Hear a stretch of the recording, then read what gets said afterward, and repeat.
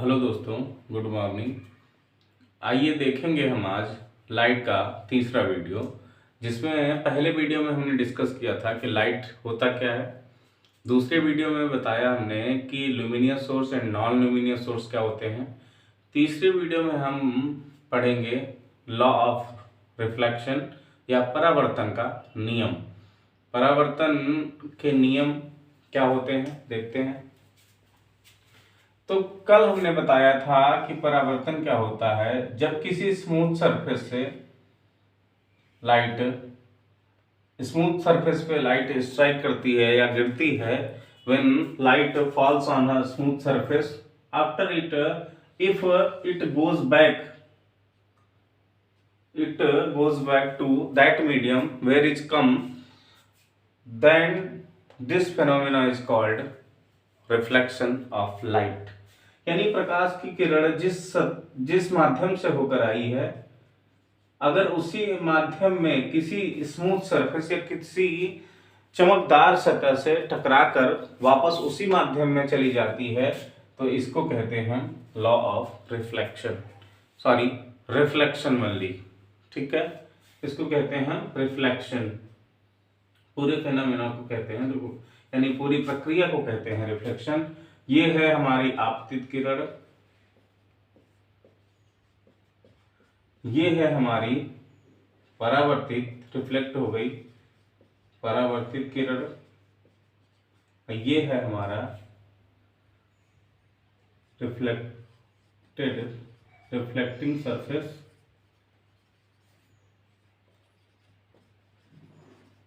ये reflecting surface है या परावर्तक तल है। ठीक है, तो अब इसके आगे हमें पढ़ना है law of reflection. Law of reflection, इस आपतित किरण को कहते हैं इंसिडेंट रे, इसको कहते हैं रिफ्लेक्टेड रे, इसको कहते हैं रिफ्लेक्टेड प्लेन, रिफ्लेक्टिंग सरफेस,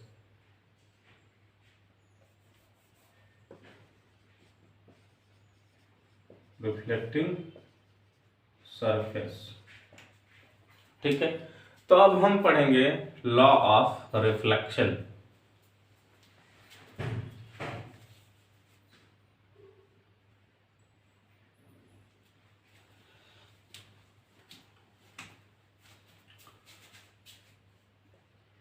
तो ये है हमारा रिफ्लेक्टिंग सरफेस यानी परावर्तक तल। जिस बिंदु पर प्रकाश की किरण आपतित होती है उस बिंदु को कहते हैं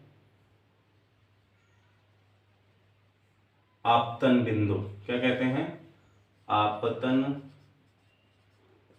बिंदु, या इसी को कहते हैं इंसिडेंट पॉइंट। इंसिडेंट पॉइंट, आपतन बिंदु या इंसिडेंट पॉइंट। ठीक है, हम आपतन बिंदु पर एक परपेंडिकुलर ड्रॉ करते हैं, नॉर्मल एक परपेंडिकुलर खींचते हैं। फिर से बनाते हैं इसको।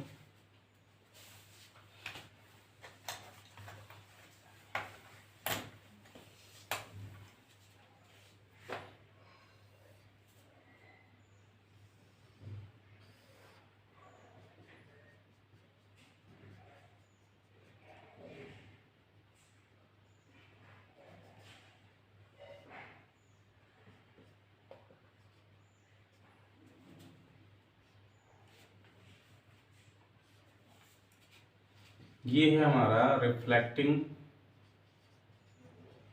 सरफेस, या इसी को कहते हैं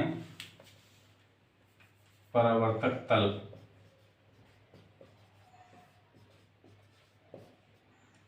ये है हमारी आपतित किरण,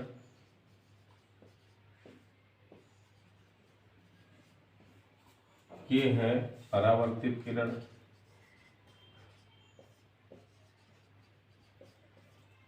ठीक है, इसको कहते हैं इंसिडेंट रेज,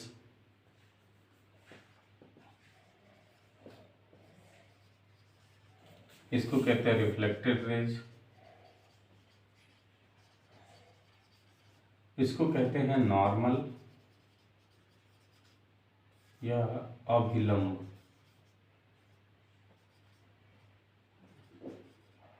इसको कहते हैं नॉर्मल या अभिलंब। ये इसको इस बिंदु को कहते हैं आपतन बिंदु, आपतन बिंदु। ठीक है,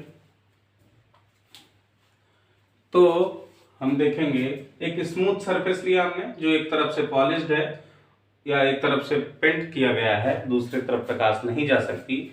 तो प्रकाश की किरणें किसी बिंदु पर गिरती हैं, गिरने के पश्चात वह उसी माध्यम में वापस लौट जाती हैं। तो इस प्रक्रिया को हम कहते हैं प्रकाश का परावर्तन। तो इसमें जो की पॉइंट है वो क्या है कि जो प्रकाश की किरण आती है उसको कहते हैं इंसिडेंट रे, जो रिफ्लेक्ट होने के पश्चात यानी परावर्तित होने के पश्चात वापस जाती है उसको कहते हैं परावर्तित किरण।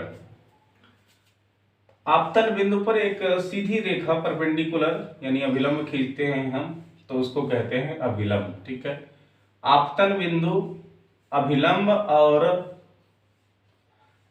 अभिलंब और इंसिडेंट रे यानी आपतित किरण के बीच को कहते हैं एंगल थीटा आई, एंगल आई यानी इंसिडेंट एंगल।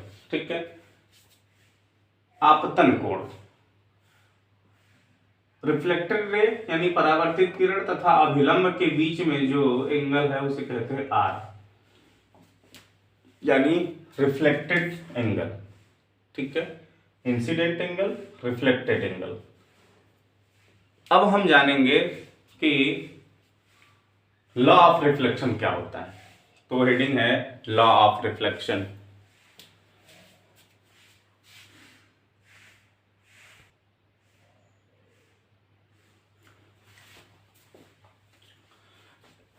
अब हम देखेंगे लॉ ऑफ रिफ्लेक्शन या परावर्तन के नियम।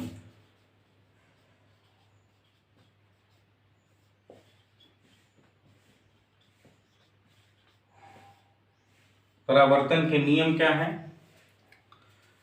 तो प्रकाश किसी माध्यम से टकराकर परावर्तित होगी, इसके लिए क्या नियम है? इसके लिए हम पहला नियम है हमारा कि आपतित किरण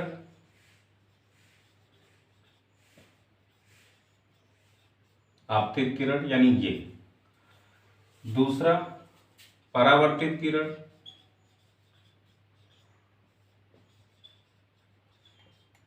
आपतित किरण, परावर्तित किरण, आपतित किरण, परावर्तित किरण तथा अभिलंब।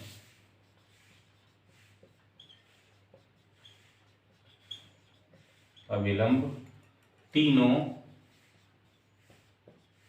एक ही तल में होते हैं।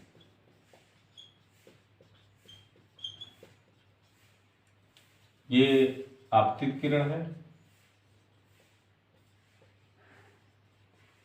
ये परावर्तित है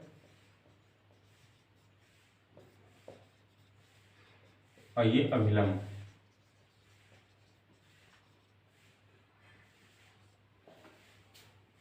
आपतित किरण, परावर्तित किरण तथा अभिलंब तीनों एक ही तल में होते हैं। यानी रिफ्लेक्शन होने के लिए परावर्तन, प्रकाश का किसी सतह से टकराकर उसी माध्यम में वापस लौटने के लिए क्या आवश्यक है? आपतित किरण यानी इंसिडेंट रे, परावर्तित किरण यानी रिफ्लेक्टेड रे, परावर्तित किरण यानी रिफ्लेक्टेड रे तथा अभिलंब ये नॉर्मल, तीनों एक ही तल में होते हैं। एक ही तल कहने का मतलब जैसे ये बोर्ड एक तल है तो तीनों एक ही तल पे होंगे। ठीक है, एक ही सतह पे होंगे।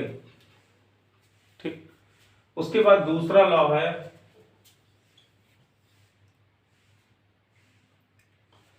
कि इंसिडेंस एंगल यानी angle I equal to angle R, angle I equal to angle R यानी आपतित कोण परावर्तित कोण के बराबर होता है।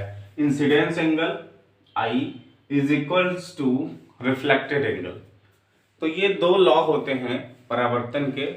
इन्हीं लॉ का यूज करके, परावर्तन का यूज करके हम पढ़ते हैं दर्पण के बारे में, मिरर के बारे में। दर्पण क्या होते हैं, तो परावर्तन के कॉन्सेप्ट पे ही हम आगे पढ़ेंगे मिरर।